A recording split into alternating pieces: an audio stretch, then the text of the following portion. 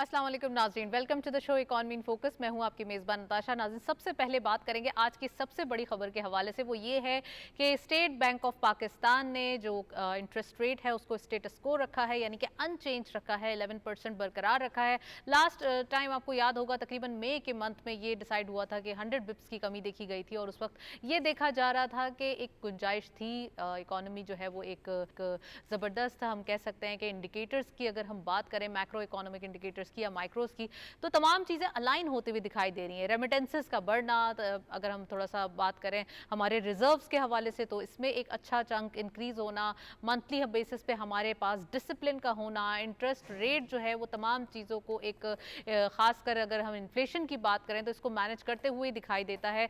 यहाँ पे इन्फ्लेशन के नंबर्स जो है वो एक उसमें एक ज़बरदस्त कमी देखी जा रही है, तो इसी वजह से इंटरेस्ट रेट में ये एक हम कह सकते हैं कि बिजनेस कम्युनिटी का तखमीना भी था कि होना चाहिए, डिमांड भी थी कि तकरीबन सिंगल डिजिट पे आ जाए। लेकिन आपको याद होगा जून के अंदर फिर ईरान एंड इसराइल वॉर के हवाले से एक ग्लोबली टेंशन को देखते हुए जब इंटरेस्ट रेट की अनाउंसमेंट यानी कि एमपीसी मीटिंग थी और हमने देखा था मॉनेटरी पॉलिसी मीटिंग के अंदर ये देखा गया कि अनचेंज रखना चाहिए और इस वक्त एक फाइन ट्यून पोजीशन जो है वो एक कॉशियस अप्रोच देखी जा रही है स्टेट बैंक ऑफ पाकिस्तान की तरफ से। और आज भी हमने यही देखा, कॉशियसनेस इसको बरकरार रखते हुए 11% पे इंटैक्ट दिखाई दे रहा है इंटरेस्ट रेट, यानी कि अब हमारे पास 22% से 11% पे इंटरेस्ट रेट आ तो चुका है, लेकिन अब यहाँ पे थोड़ा सा एक कॉशियसनेस भी देखी जा रही है। और इस अप्रोच को हम ये कह सकते हैं कि गवर्नमेंट और स्टेट बैंक ऑफ पाकिस्तान जब अपनी पॉलिसीज़ के हवाले से, जब अपने इंडिकेटर्स के हवाले से देख रहे हैं, हालांकि इनिशिएटिव्स गवर्नमेंट के बिजनेसेस को प्रमोट करना है और साथ साथ हम ये भी देख रहे हैं कि किसी न किसी तरीके से कंड्यूसिव इन्वायरमेंट भी क्रिएट की जा रही है। वहीं यहाँ पर खासकर जो एक इंटरेस्ट रेट के हवाले से बात होती है तो इस जगह पर आके थोड़ा सा इसलिए भी एक पॉज रखा जाता है कि जो ये इतना ज़बरदस्त कैनवस बनाया है ये ज़रा सा भी जो है वो ख़राब ना हो सके। तो आज इसके हवाले से डिटेल डिस्कशन करेंगे, क्या इंडिकेटर्स हैं, कौन कौन से इशारे हैं जो आने वाले दिनों में मज़ीद हमें मुस्बत एक रोल प्ले करते हुए दिखाई देंगे, और साथ साथ जो हमारे पास अभी ऑलरेडी जो नंबर्स मौजूद हैं उनमें गुंजाइश तो नज़र आ रही है कि इंटरेस्ट रेट कम हो सकता था। तो रीजंस भी पूछेंगे आज हमारे पास जो गेस्ट मौजूद होंगे।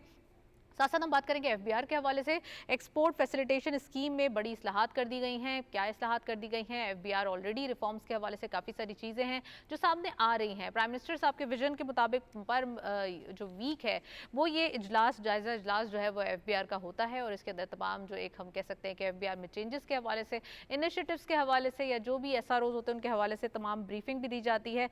तो एक्सपोर्ट फैसिलिटेशन स्कीम के हवाले से बात करेंगे, इसमें क्या क्या होगा, कितना ज़्यादा, खासकर अगर हम बात करें जो सेक्टर्स हैं उनको कितना रिलीफ दिया जा रहा है। एक्सपोर्ट सेक्टर के अंदर अगर हम बात करें तो इसके अंदर एक कुछ सेक्टर्स हैं जो बाकायदा एक्सपोर्ट करते हुए दिखाई दे रहे हैं, क्या उनको ही रिलीफ दिया गया है हमेशा की तरह या किसी और सेक्टर्स को भी लाइमलाइट में रखा गया है, आज हम ये भी डिस्कस करेंगे। और साथ साथ क्रिप्टो करेंसी के हवाले से बात करना ज़रूरी है। ऑफ कोर्स गवर्नमेंट का इनिशिएटिव है, हुकूमत क्रिप्टो करेंसी को अपनाने और मईशत का हिस्सा बनाने के लिए अमल जो है उसका तेज़ कर चुकी है। इसके लिए एक रोड मैप, इसके लिए एक पॉलिसी जो है वो वज़ा करना ज़रूरी है और गवर्नमेंट ने ऑलरेडी इसको रेगुलेट करने के लिए भी जो है स्टेट बैंक ऑफ पाकिस्तान ने ऑफिशियल करने के लिए भी कुछ क्लीशेज जाहिर किए थे, आज उसके हवाले से भी बात करेंगे हम। और शुगर इंडस्ट्री को मरहलावार डी रेगुलेट करने का फैसला किया है, आज ये भी हम डिस्कस करेंगे कि कितना इंपॉर्टेंट है शुगर के हवाले से। ऑलरेडी आजकल बड़ी लाइमलाइट में है ये न्यूज़, तो आज ये भी हम अपने प्रोग्राम का हिस्सा बनाएंगे। हमारे साथ गेस्ट मौजूद होंगे, उनको वेलकम करेंगे। हमारे साथ आबिद सुलहरी साहब मौजूद हैं, आप इकोनॉमिस्ट भी हैं, एनालिस्ट भी हैं ओवर कॉल, और हमारे साथ स्टूडियो में मौजूद हैं वासिफ नकवी साहब, आप इकोनॉमिस्ट भी हैं, एनालिस्ट भी हैं। अस्सलाम वालेकुम, very warm welcome you in the programme. सबसे पहले मैं आबिद सुलहरी साहब से पूछना चाहूँगी। आबिद साहब, सबसे पहले ये बताइए, स्टेट बैंक ऑफ पाकिस्तान ने जो आज पॉलिसी रेट के हवाले से कॉशियस अप्रोच की है, 11% पे बरकरार रखा है, क्या रीजंस हैं? और ख़ासकर ये हम सेकेंड टाइम देख रहे हैं कि ये स्टेटस को रखा गया है। लास्टली जो मई मंथ में जब पॉलिसी अनाउंसमेंट हुई थी तो उस वक्त 100 बिप्स की हमें जो एक कमी देखी गई थी और एक अच्छी बात थी और business community were very happy कि अब कुछ ज़बरदस्त होने वाला है और सिंगल डिजिट में आने वाली सारी चीज़ें। So what do you think कि इस बार ये क्यों नहीं किया गया, क्या रीजंस थे इसके, और नेक्स्ट टाइम कितना ज़्यादा अब ये एक ऑप्टिमिज्म है बिजनेस कम्युनिटी के अंदर? मेरा ख्याल है ये एक प्रूडेंट फैसला है, साइब फैसला है इस वक्त, क्योंकि जो आपकी मॉनेटरी पॉलिसी होती है दो चीज़ों के लिए होती है। एक होता है कि आप जो महंगाई में इजाफे की रफ्तार है उसको कंट्रोल करना, जो कि हमें पता है कि इस साल में बढ़ेगी।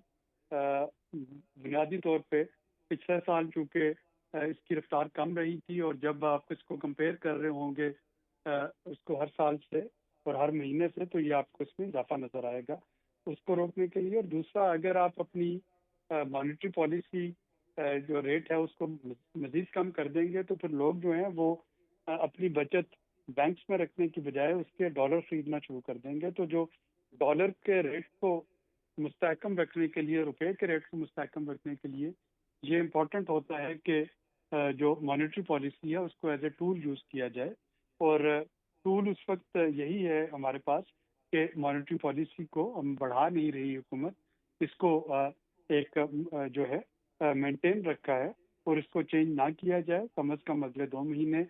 2 महीने बाद फ़ायदा ये होगा कि जो आईएमएफ का रिव्यू जो है वो स्टार्ट होकर मुकम्मल होने के करीब होगा। हमें ये पता चल जाएगा सितंबर में कि आईएमएफ की कौन कौन सी शराइत हमने पूरी कर ली हैं, कितनी जल्दी आईएमएफ के पैसे आ जाएंगे हुकूमत के पास डॉलर्स, और कितनी जल्दी जो क्लाइमेट चेंज फंड है उसके डॉलर्स आ जाएंगे। अगर रिजर्व स्टेट बैंक के पास मुनासिब हुए तो फिर वो होगी सिचुएशन में कि जिसमें बाकी फैक्टर अगर कांस्टेंट रहते हैं तो शरह पॉलिसी को सूद जो है उसमें कमी की जा सकती है। आबिद सुलैरी साहब, बिल्कुल सही फरमाया आपने, लेकिन इन्फ्लेशन के नंबर्स इतने कम हो चुके हैं कि देयर इज़ अ रूम कि किसी न किसी तरीके से इंटरेस्ट रेट को कम किया जा सके।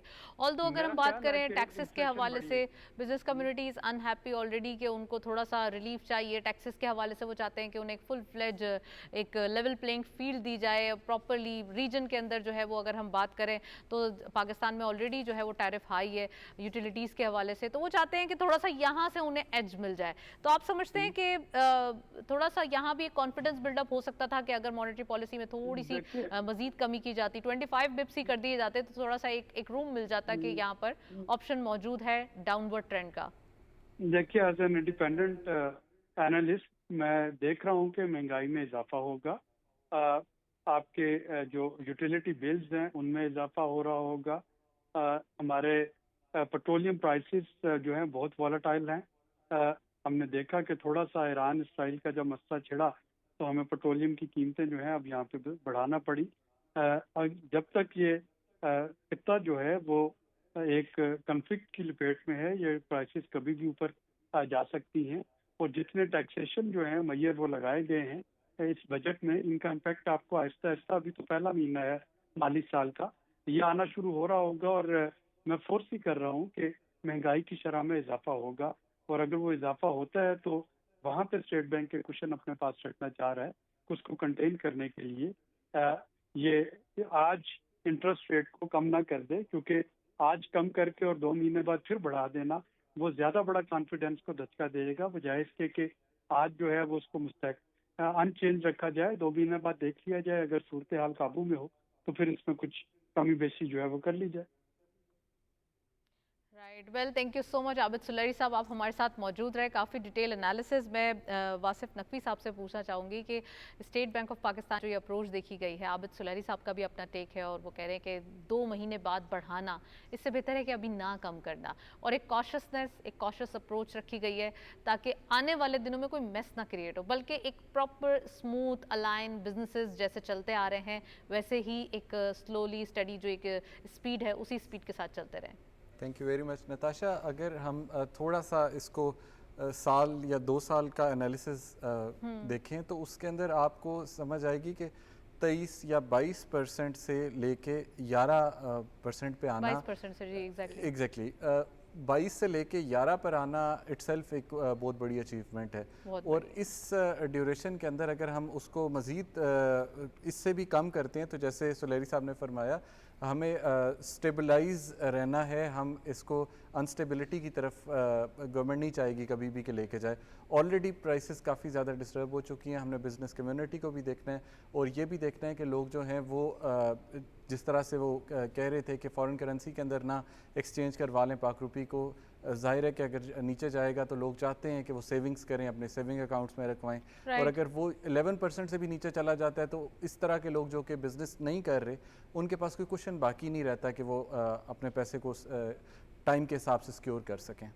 राइट अच्छा वासिफ साहब, अब अगर हम बात करें, आपने जब पिछले 2 साल का जिक्र किया है तो हमारे पास 38% से भी ज़्यादा महंगाई की शरह होने वाली थी, यानी कि 38% पे तो थी, उसके बाद भी एक कॉल आ रही थी कि नहीं अब आने वाले दिनों में और हो सकती है ऐसा लग रहा था, और 48 पे जाके जो है ये शायद रुके, और ये इस टाइप की बातें हो रही थी और उसको कंट्रोल किया, और इन्फ्लेशन आज अल्हम्दुलिल्लाह सिंगल डिजिट है।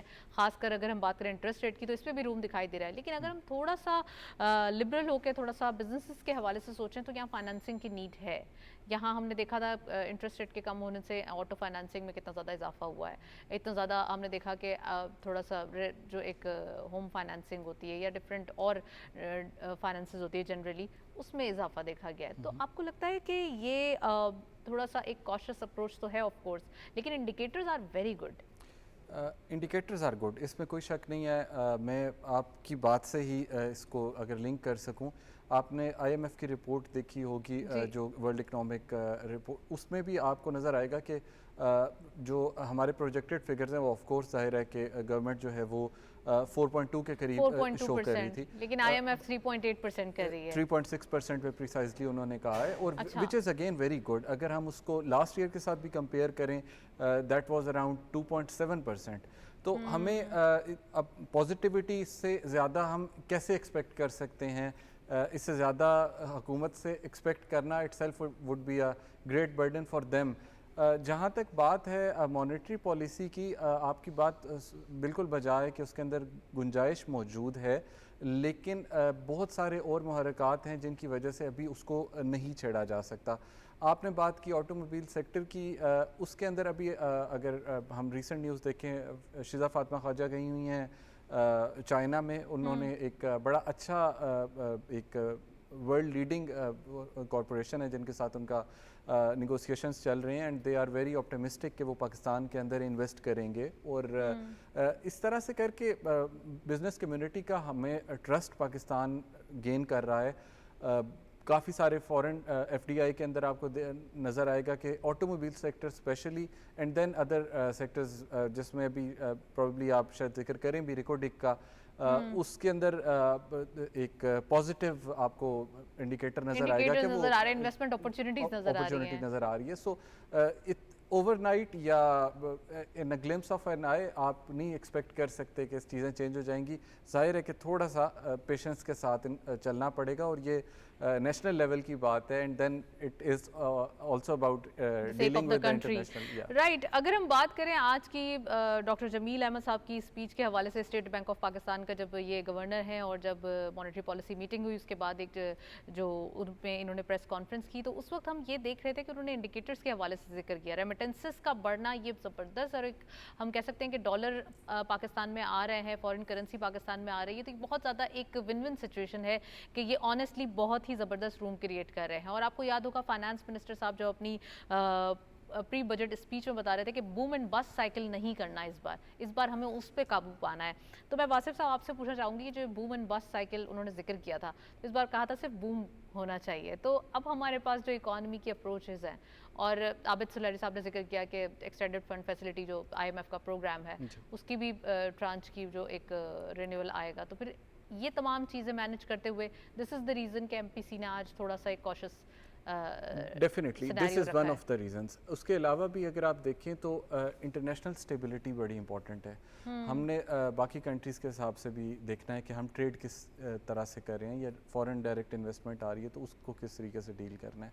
तो ये बहुत सारे डिफरेंट फैक्टर्स हैं जिनको मिला के स्टेट बैंक एक बड़ी आई मीन कॉशियस अप्रोच होती है डेफिनेटली उनकी, कि किसी साइड से हम 1% भी अगर slip, 1% is a big amount, उससे भी कम अगर वो स्लिप करते हैं तो नेशनल इकॉनमी के ऊपर एक बड़ा आई मीन सीरियस किस्म का उसको झटका लग सकता है।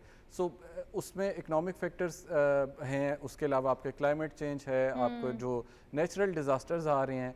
IMF का ख़ुद यही कहना है कि जो इंटरनेशनल स्टेबिलिटी है, जो जिस तरह अभी आपका यूक्रेन और रशिया इशू रहा, फिर ईरान और उनका इजराइल का इशू बन गया, तो ये सारे फैक्टर्स को देख के इन सब को एनालाइज करके एक अप्रोच बनाई जाती है कि जो पूरे हर तरह से ग्लोबली आपकी कोई एक मिसहैप हो तो वो ग्लोबली भी एंड नेशनली भी जो सारे बिजनेस करें। कम्युनिटी को सिक्योर करके चल सकें। अच्छा, ऑफ कोर्स ये आपने सही बात कही। एफबीआर के हवाले से आपसे पूछना चाहती हूँ, एक्सपोर्ट फैसिलिटेशन स्कीम में एक रिफॉर्म किया गया है एसआरओ के थ्रू। हमने देखा आज ये न्यूज़ आई और ख़ासकर इसमें कुछ एक्सपोर्ट जो सेक्टर्स करते हैं उनके ऊपर कुछ रिफॉर्म्स के हवाले से बात हुई है, जिसमें स्पिनिंग के हवाले से टेक्सटाइल, इसमें थोड़े से चेंजेस आए हैं जो कि ऑफ कोर्स वो मज़ीद डिस्कशन होगी और इसकी जब डिटेल्स आएंगी तो पता चलेगा। लेकिन जो फैसिलिटेशन देखी जा रही है गवर्नमेंट की जानिब से, आप समझते हैं कि एक्सपोर्ट को फैसिलिटेट करना ही प्रायोरिटी होनी चाहिए?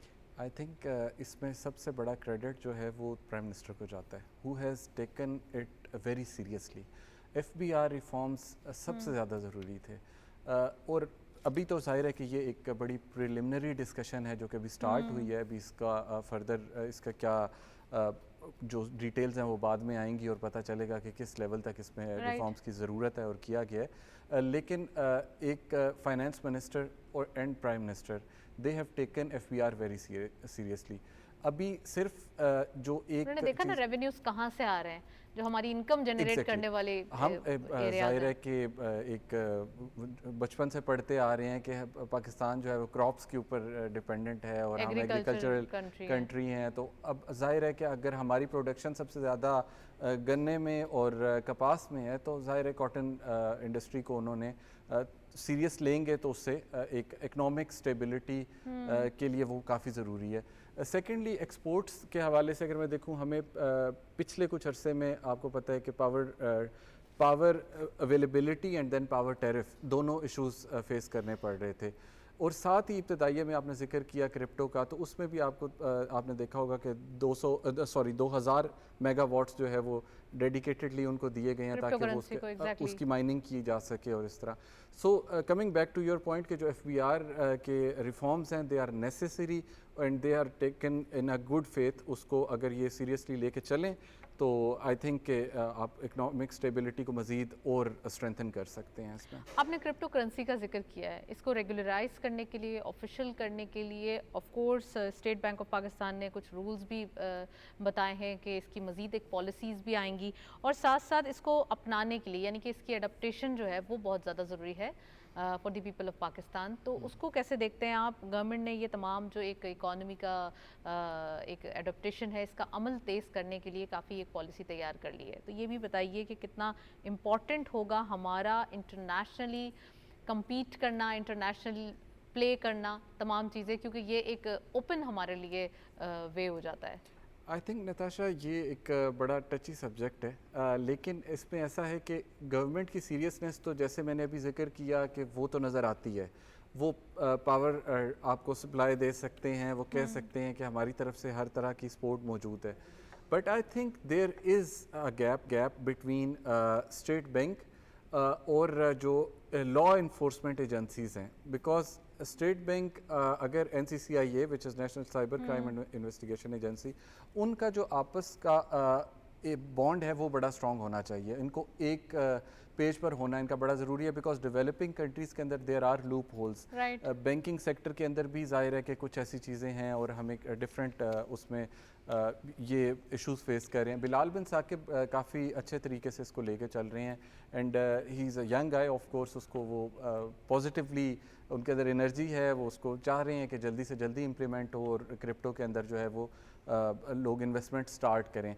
पूरी दुनिया कर रही है, पाकिस्तान को भी करना चाहिए, इसमें कोई शक नहीं है। लेकिन इसमें जो अभी जिस चीज़ का मुझे डर है वो ये है कि लोगों को इसमें बिकॉज IT के साथ इतनी फेमिलैरिटी नहीं है आम पब्लिक की, या ऐसी जगह जो अभी डेवलप्ड नहीं है, या गांव के लोग जो मोबाइल यूज़ कर लेते हैं, अपने पैसे तो ट्रांसफ़र कर सकते हैं लेकिन उनको बीच में जो उसके इश्यूज हैं यकीनन जब ये आएगा बाय द टाइम पास ये चीज़ें जो है वो बेहतरी की तरफ आएंगी।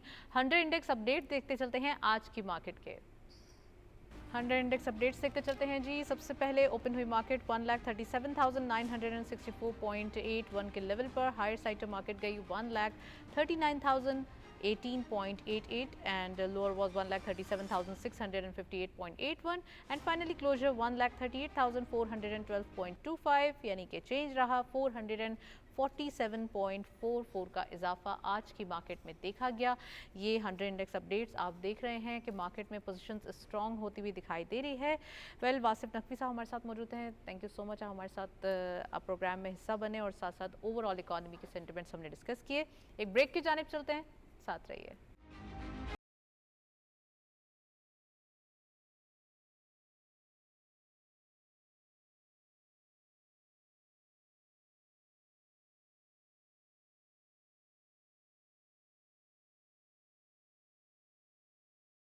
वेलकम बैक नाजरीन। हम देख रहे हैं कि IMF ने खासकर पाकिस्तान की GDP ग्रोथ की फोरकास्ट की है 3.6% और अब हम यहाँ पर देख रहे हैं कि पाकिस्तान ने, जबकि पाकिस्तानी गवर्नमेंट की तरफ से जो फोरकास्ट आई है इकोनॉमी के हवाले से वो है 4.2%। और ऑल्दो लास्ट ईयर भी आपको याद होगा जो पाकिस्तान ने फोरकास्ट अपनी इकोनॉमी के हवाले से जो आउटलुक दिया था वो 4.2%, जो लास्ट ईयर के नंबर्स थे वही हमने जो है अचीव किए थे और IMF की फोरकास्ट से एक अपवर्ड डायरेक्शन जो है वो शो की थी। और इस बार भी यही देखा जा रहा है कि पाकिस्तान ने 4.2% जबकि IMF ने 3.6% की फोरकास्ट की है। लेट्स सी कि आने वाले दिनों में क्या होता है, लेकिन अब तक की जो सिचुएशन है, जो इंडिकेटर्स हैं या जो अभी हमारे मैक्रोज और माइक्रोज के इंडिकेटर्स हैं, वो तमाम चीज़ें ये बता रही हैं कि यकीनन हम इन तमाम चीज़ों को, इन तमाम इंडिकेटर्स के साथ जो है वो अचीव कर लेंगे ये नंबर। साथ साथ हम बात कर रहे हैं FDI के हवाले से और पाकिस्तान में गैर मुल्की अगर सरमायाकारी यानी कि फॉरेन डायरेक्ट इन्वेस्टमेंट के हवाले से बात करें तो चाइना जो है वो सबसे ज़्यादा टॉप ऑफ द हिप दिखाई देता है, यानी कि सबसे ज़्यादा सर फहरिस्त दिखाई देता है। खासकर अगर हम अपनी एक्सपोर्ट की बात करें, हम भी चाइना ज़बरदस्त एक हम कह सकते हैं कन्वेंशनल और अनकन्वेंशनल आइटम्स जो है वो अब एक्सपोर्ट करते हुए दिखाई दे रहे हैं। वहीं चाइना पाकिस्तान के अंदर काफ़ी इंटरेस्ट शो करता है हमेशा से, और अभी भी हम ये देख रहे हैं कि अगर FDI की बात की जाए SIFC के थ्रू, जो कि हम देख रहे हैं स्पेशल इन्वेस्टमेंट फैसिलिटेशन काउंसिल, जिसका काफ़ी हम कह सकते हैं कि एफर्ट्स मौजूद हैं, इसी हिसाब से अगर बात की जाए तो चाइना ऑफ कोर्स एक सबसे ज़्यादा टॉप ऑफ द नॉच दिखाई दे रहा है। खासकर अगर हम बात करें यहाँ पे अमेरिका को भी रूल आउट नहीं किया जा सकता। अमेरिकन कंपनी फ्लोर ने पाकिस्तान की जो माइनिंग सेक्टर है इसके अंदर इन्वेस्टमेंट के हवाले से बात की है, रेकोडिक के अंदर इन्वेस्टमेंट के हवाले से बात की है और इसमें हतमी मंजूरी मिल चुकी है। तो ये एक बहुत अच्छा साइन है in the sector of mining. हमारे पास बहुत अपॉर्चुनिटीज़ ऑलरेडी मौजूद हैं और फिर यहाँ पर अगर अमेरिका यानी कि US ऑलरेडी एक अपना इंटरेस्ट शो कर चुका था, अब इसको अप्रूवल भी मिल चुकी है, तो आने वाले दिनों में यकीनन हम इसके लिए कोई अच्छी न्यूज़, कोई ज़बरदस्त कोई चेंजेस देखेंगे और इसके जो पर्क्स हैं वो पाकिस्तान को एक फ्यूचरिस्टिक यानी कि ईयर्स एंड डिकेड्स जो है वो आते हुए दिखाई देंगे। नेक्स्ट न्यूज़ आपसे शेयर करते हैं। बिजली तकसीमकार कंपनियों के खसारे में तकरीबन 193 अरब रुपए की गैर मामूली कमी देखी गई है। We are talking about circular debt, जो कि ऑफ कोर्स अच्छी बात है इस पर काबू पाना और पाकिस्तान में हर तमाम सेक्टर्स के ऊपर जहां कोशिशें की जा रही हैं कि बिजनेसेस बढ़ाए जाएं, वहीं अपने डेफिसिट्स को कंट्रोल करने के लिए, अपने खर्चों को कंट्रोल करने के लिए भी काम किया जा रहा है। इकोनॉमी के हवाले से एक रिपोर्ट देखते चलते हैं FDI के हवाले से, जो कि हमारे पास ऑलरेडी पाकिस्तान के अंदर इन्वेस्टमेंट अपॉर्चुनिटीज़ मौजूद हैं और ये रिपोर्ट देखते हैं, फिर वापस आते हैं, प्रोग्राम का सेकेंड सेगमेंट स्टार्ट करते हैं।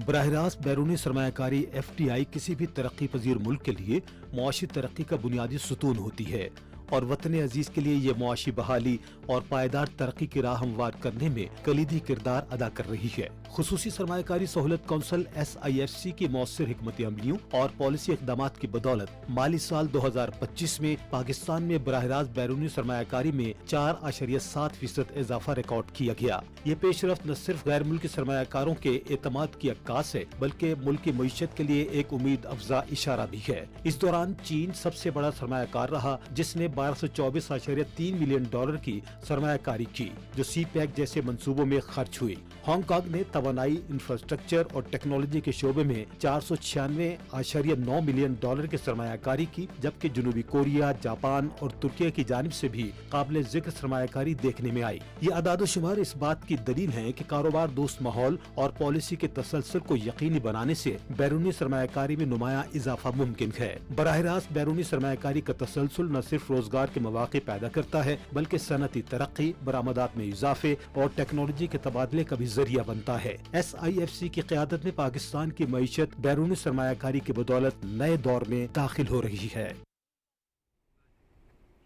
जी, रिपोर्ट आपने देखी और हम देख रहे हैं कि वाकई पाकिस्तान के लिए इन्वेस्टमेंट अपॉर्चुनिटीज़ के हवाले से एक न्यू एरा स्टार्ट हो चुका है और अब हमारे पास जो इन्वेस्टर्स हैं, यानी कि जो हमारे रीजन में और अगर हम रीजन के बाहर भी बात करें तो हमारे पास जो अपॉर्चुनिटीज़ हैं वो बढ़ती हुई दिखाई दे रही हैं। इसकी वजह से हमारे पास जो एक ऑलरेडी कॉन्फिडेंस है बिजनेसेस का वो बढ़ रहा है। तो आज हम बात करेंगे, हमारे साथ स्टूडियो में गेस्ट मौजूद हैं खुर्शीद बरलास साहब।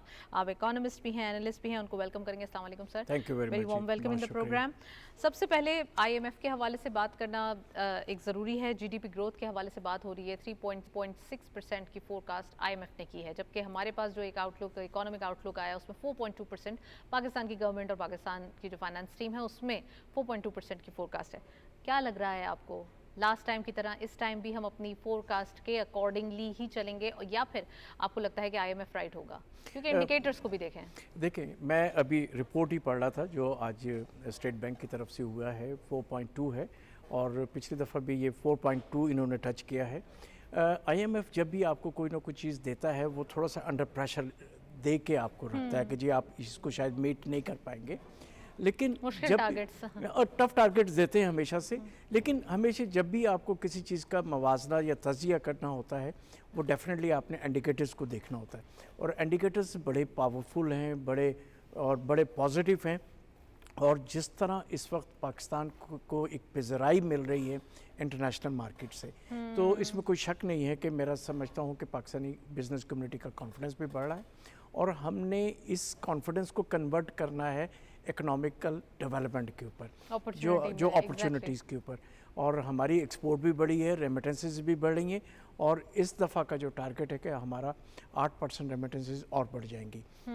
तो इंडिकेटर्स आर पॉजिटिव और मैं समझता हूँ कि जो आने वाला बजट होगा वो इस साल से बेहतर होगा। इस दफ़ा थोड़ा टफ बजट दिया है इन्होंने, ज़ाहिर है गवर्नमेंट की मजबूरी होती है। इन द मीन्स ऑफ अगर आप टफ बजट कह रहे हैं तो हमारे पास तो लास्ट टाइम जो कंस्ट्रक्शन सेक्टर है वो नाराज़ था, इस बार उसको हैप्पी किया गया। मतलब अलग अलग चीज़ों में कुछ ना कुछ इंडल्जमेंट तो दी गई, लेकिन आप ये कह सकते हैं कि जो लास्ट ईयर बजट था उससे तो रिलैक्सेशन बजट इस बजट में मिली है। देखिए बात ये होती है कि एक्सपोर्ट सेक्टर बड़ा इंपॉर्टेंट है, लेकिन इंडस्ट्री और एक्सपोर्ट को वो रिलीफ नहीं दिया गया जो कि देना चाहिए था। कोई शक नहीं, कंस्ट्रक्शन इंडस्ट्री कम्युनिटी तो कभी हैप्पी नहीं होगी, ये तो आप उनको सब कुछ भी देते हैं फिर भी नहीं हैप्पी होनी। अच्छा चले, अगर हम बात करते हैं एफडीआई के हवाले से, रिपोर्ट आपने देखी है और रिपोर्ट के अंदर वाज़ेह तौर पे एसआईएफसी के एफर्ट्स दिखाई दे रहे हैं। चाइना अभी सर फहरिस्त है, यानी कि टॉप ऑफ द हिप यहाँ पर, कि बहुत ज़बरदस्त इन्वेस्टमेंट की जो अपॉर्चुनिटीज़ हैं वो चाइना की तरफ से पाकिस्तान के लिए आई हैं। यहाँ पे यूएस की भी एक इन्वेस्टमेंट अपॉर्चुनिटी है इन दी रेकोडिक।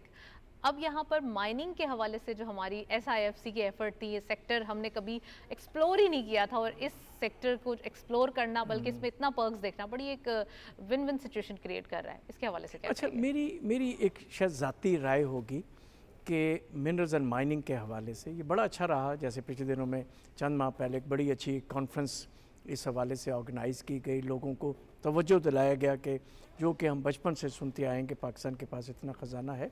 मेरी राय इसमें यह है कि वैल्यू एडिशन हमें पाकिस्तान में करनी चाहिए।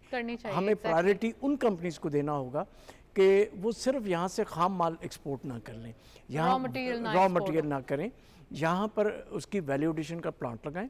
वरना आप जो होता है, मैं किसी चीज़ की भी कोई मिसाल ले लें कि वो अगर 1000 रुपये टन लेके जा रहा है, अगर उसको वैल्यू एडिशन करेंगे तो वो कई लाखों तक पहुँच जाती है। तो उसको वो आप मराद दें कि वो यहाँ प्लांट लेके आए, वैल्यू एडिशन करें टेक्नोलॉजी के साथ, तो उससे हमारा भी फ़ायदा है और हमारे इन्वेस्टर को भी फ़ायदा है और उससे ज़्यादा हमें। लेट्स से अगर हमारे पास हम कॉटन है और कॉटन को एक्सपोर्ट कर दें, इससे बेहतर है कि हम वो एक कपड़ा बना के, जैकेट बना के, प्रॉपर वैल्यू एडेड करके फिर बेचें। तो आप मानेंगे मिनरल सेक्टर के अंदर ये बात करें कि अगर हमारे पास कोई भी ऐसा मिनरल निकलता है, जैसे हम लिथियम के हवाले से बात कर रहे हैं या कॉपर के हवाले से बात करें, तो चीज़ें उनको वैल्यू एडेड करके बेचा जाए। You are very right. और यहाँ पर हमारी अपॉर्चुनिटीज़, इन्वेस्टमेंट अपॉर्चुनिटीज़ की बात करें तो हैं हमारे पास। अब एक आइडिया ये है कि उसको हम इंडस्ट्रियल रेवोल्यूशन में कैसे तब्दील करते हैं, ये एक सवाल है। देखिए, मेरी आज सुबह ही इत्तेफाक से, कल भी मैं 2 दिन से मिनिस्ट्री ऑफ प्लानिंग में किसी प्रोजेक्ट के ऊपर मैं काम कर रहा हूँ, तो उस पर यही बात हम कर रहे थे कि हमें रीजनल ट्रेड के ऊपर काम करने की ज़रूरत है। रीजनल को हमने इतनी तवज्जो नहीं दी। इवन कि अब ईरान भी हमारे साथ बड़ा पॉजिटिव है, इंशाल्लाह आने वाले दिनों में अफ़गानिस्तान भी बहुत अच्छा हो जाएगा, श्रीलंका को किया जाए।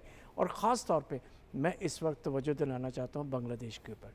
जी, बांग्लादेश इतना पोटेंशियल है पाकिस्तान का, और इत्तेफाक ऐसा है कि मैं अगले हफ्ते जा भी रहा हूँ, और वहाँ मैं एक इन्वेस्टमेंट और बिज़नेस अपॉर्चुनिटी कॉन्फ्रेंस करने जा रहा हूँ, क्योंकि मैं समझता हूँ कि वो एक ऐसी रेडीमेड हमारे पास एक मार्केट मौजूद है जो कि वो पहले मैं समझता हूँ कि ब्रांड पाकिस्तान, पहले हमें पाकिस्तान को एक ब्रांड बनाना होगा, उसके बाद फॉलोअप में आपके दूसरे कंज्यूमर्स ब्रांड्स बनते हैं। तो अल्हम्दुलिल्लाह वहाँ पाकिस्तान का एक ब्रांड बना हुआ है। They like Pakistani products, now they are loving Pakistanis as well. मैं भी पिछले 10-15 दिन पहले भी होके आया हूँ। तो हमें कंट्री वाइज, रीजन वाइज मेहनत करने की ज़रूरत है। और अभी मेरे किस कंट्री की क्या मार्केट है, उस मार्केट को भी थोड़ा अभी टैप करने की अभी ज़रूरत पल है। के पूरा एक टीम मेरे ऑफिस ही आई हुई थी, मैं उन्हीं के साथ अभी मैं बैठा हुआ था। तो मिनिस्टर साहब ने एक हमें अच्छा एक टास्क दिया है कि रीजनल कोऑर्डिनेशन के ऊपर आप एक कॉन्फ्रेंस करें। तो इंशाल्लाह हम उसको सितंबर के फर्स्ट वीक में प्लान कर रहे हैं कि उसमें ईरान भी है, अफ़गानिस्तान भी है, श्रीलंका भी है और बांग्लादेश भी है। इन ममालिक के साथ हम कनेक्टिविटी क्या, और जो मैं अक्सर शुरू से कहता आ रहा हूँ कि हमें बिजनेस कम्युनिटी को साथ बैठा के उनके इश्यूज़ पे एड्रेस करते हुए, देखिए मैं फिर वही बात है कि मैं पहले भी मिसाल देता रहा हूँ बांग्लादेश की। आज वो अगर किसी मुकाम पे गए हैं तो उन्होंने बिजनेस कम्युनिटी को ऑन बोर्ड लिया, उनसे कहा है कि जी आप हमें पिन पॉइंट वो इश्यूज़ बताएं जो आपको हर्डल्स हैं एक्सपोर्ट करने के लिए। उधर से उन्होंने वो सारे पॉइंट्स नोट किए और हर्डल्स हटाई और उनको नहीं, फिर प्राइवेट सेक्टर को टारगेट दिया कि ये हर्डल्स हटाना हमारा काम, ये टारगेट मीट करना आपका काम। तो वो धीरे धीरे चीज़ें बैलेंस होके आज वो 25-30 साल पहले गवर्नमेंट्स आर मेकिंग पॉलिसी। अगर पाकिस्तान की बात करें तो अभी हम पॉलिसी मेकर्स को देख रहे हैं कि डेली बेसिस पे कोई ना कोई इनिशिएटिव गवर्नमेंट की जानिब से, कोई ना कोई, अगर हम प्राइम मिनिस्टर साहब की मीटिंग देखें, कैबिनेट मीटिंग होती है या जायज़े इजलास होते हैं सारे, तो इनका यही एक जो कंक्लूजन होता है वो ये है कि बिजनेसेस कैसे बढ़ेंगे, टैक्स कैसे कलेक्ट होगा, हमारे रेवेन्यूज़ जो हैं वो कैसे जनरेट होंगे, इसी के ऊपर बात होती है। तो इंशाल्लाह ताला वी आर वेरी ऑप्टिमिस्टिक कि नेक्स्ट ईयर या उससे नेक्स्ट ईयर जो है वो हमारे कुछ टारगेट्स जो हैं, जो हम सोच रहे हैं कि ये 2 साल के अंदर ये हो जाएगा, तो वो हो जाए। अच्छा, बिजली तकसीमकार कंपनियों के हवाले से बात करें, डेफिसिट पे कंट्रोल किया गया है, तकरीबन 193 अरब रुपए का जो एक खसारा है उसको कम किया गया, उसमें गैर मामूली कमी देखी गई है। कैसे देखते हैं आप सर्कुलर डेट के इश्यूज़ जो काफ़ी अरसे से थे, उसको सॉर्ट आउट करने की कोशिश की जा रही है, जहाँ IPPs के मसाइल निगोशिएट करके बेहतर किए जा रहे थे, बिजली की जो कीमतें उसमें कमी करने के इम्कानात हैं, वहीं हमारे पास और ऑप्शंस भी आ जाते हैं कि जो हमारे जो एक इश्यूज थे काफ़ी सालों से, उनको एड्रेस किया जा रहा है फाइनली। देखिए, 2 चीज़ें हैं इस हवाले से। बेसिक एक्सपोर्टर इंडस्ट्री की रॉ मटेरियल के साथ साथ सेकंड रॉ मटेरियल इलेक्ट्रिसिटी होती है। हमें अभी तक हम उस कम्पिटिटिव प्राइस पे नहीं आए हैं, लेकिन उस तरफ चल पड़े हैं, और जैसे ही प्राइसेस नीचे आएंगे हमारी कॉस्ट ऑफ प्रोडक्शन कम्पिटिटिव हो जाएगी, तो हमारी एक्सपोर्ट लामहला ऑटोमेटिक बढ़ जाएगी। We are a quality producer, इसमें कोई राय नहीं, दूसरी राय नहीं है, लेकिन हमें compete करने के लिए ये सारे अवामिल को साथ लेके चलना होता है कि हमारी इलेक्ट्रिसिटी क्या है, हमारी दूसरी चीज़, अभी हमें बहुत ज़्यादा एक्सपोर्ट ओरिएंटेड इंडस्ट्रियल जोन्स बनाने की ज़रूरत है, क्योंकि हमारे पास एक्सपोर्ट सरप्लस नहीं है। वजह उसकी ये है कि लोकल मार्केट में हमारा मार्जिन ऑफ प्रॉफिट इतना ज़्यादा है, इंडस्ट्री वाले समझते हैं कि मैं यहाँ 100-200% कमा रहा हूँ, मुझे एक्सपोर्ट में क्यों जाना चाहिए। हमें उनको मराद देनी होगी। पाकिस्तानी मार्केट भी तो बहुत बड़ी मार्केट है, ये भी तो एक तो है, लेकिन हमारा सर्वाइवल एक्सपोर्ट और फॉरेन एक्सचेंज के अलावा नहीं है इस वक्त, क्योंकि हमारे पास ऑयल इकॉनमी नहीं है। हमने एक्सपोर्ट और इंडस्ट्री से ही अपना साइकिल चलाना है। बिल्कुल बरलास साहब, आपने सही फरमाया, और तमाम चीज़ें हम डिस्कस कर रहे हैं। Well, thank you so much, आपने प्रोग्राम में ज्वाइन किया, आप हमारे प्रोग्राम में जो है वो सेकंड सेगमेंट का हिस्सा बने। डिस्कशन भी की हमने इकोनॉमी के हवाले से। आज के कमोडिटीज़ अपडेट्स देखते चलते हैं, क्या हमारे पास अपडेट्स मौजूद हैं। सबसे पहले गोल्ड की पर तोला प्राइस 3,52,087 रुपीज़, गोल्ड पर 10 ग्राम 3,02,178 रुपीज़, इंटरनेशनल गोल्ड रेट पर आउंस $3,320.69, ऑयल WTI पर बैरल $68.49, ऑयल ब्रेंट क्रूड पर बैरल $71.81। हम देख सकते हैं कि ऑयल प्राइसेस में इजाफा देखा गया है, वेयर एज गोल्ड की प्राइसेस में माइन्यूट सी कमी देखी गई है, जिसका इम्पैक्ट लोकल मार्केट में भी देखा जा रहा है। नेक्स्टली करेंसी अपडेट्स भी देखते चलते हैं, हमारे पास क्या अपडेट्स मौजूद हैं। सबसे पहले यूरो की प्राइस 327.08 पे बाइंग रही, selling was 327.61 selling. Nextly UK pound buying रही 377.94 रुपीज़, सेलिंग वाज 378.61।